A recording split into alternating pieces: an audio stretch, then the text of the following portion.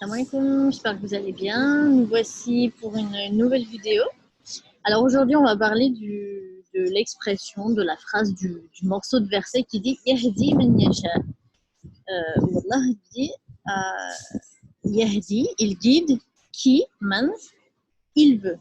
Qui ou celui qu'il veut. D'accord. Yasha ou il veut. On le comprend toujours dans un seul sens.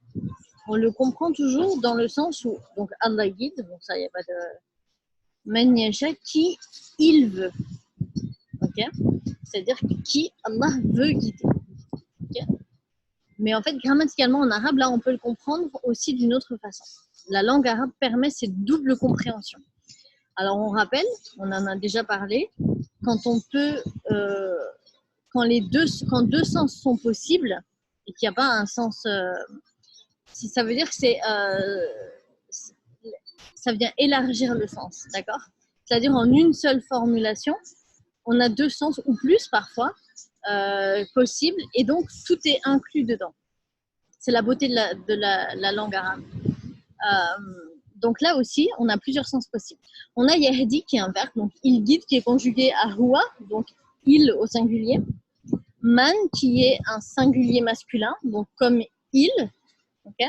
Et Yasha qui est conjugué aussi à il, donc singulier masculin, ok. Yasha, alors la règle en arabe veut que quand ça renvoie à quelque chose, ça renvoie à ce qui est le plus proche. Sauf si le sens est tellement clair et évident que ça renvoie à quelque chose qui est plus éloigné. Par exemple, si j'ai deux choix, par exemple, j'ai un mot féminin singulier et j'ai deux mots féminins singuliers avant, ça va renvoyer au plus proche. Sauf si clairement le sens, ça ne peut pas être ça, donc ça va renvoyer, et que ça colle avec l'autre, donc ça va renvoyer à l'autre. Okay.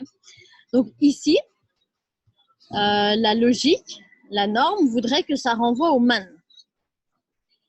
Ça voudrait dire que Allah guide celui qui veut être guidé. D'accord. Mais maintenant, l'autre sens est aussi clairement évident. Allah guide qui lui veut guider. D'accord. Donc là, ça veut dire qu'on a deux sens possibles et deux sens qui se complètent. Et moi, ça me fait toujours penser, par exemple, aux convertis. Alors, il y a des convertis qui veulent vraiment être guidés, d'accord, qui cherchent sincèrement. Allah va les guider.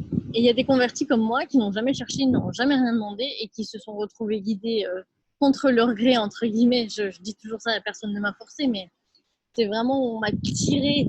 Allah m'a tiré pour être converti. Je ne voulais pas, j'ai lutté en me disant non, non, non. Voilà, là, pour moi, clairement, c'est Allah qui voulait, moi je ne voulais pas. Et en fait, là, on voit qu'en arabe, dans cette phrase, juste dans ces trois mots, on a deux sens possibles. Et les deux sont corrects, aucun n'est faux. Et subhanallah, voilà.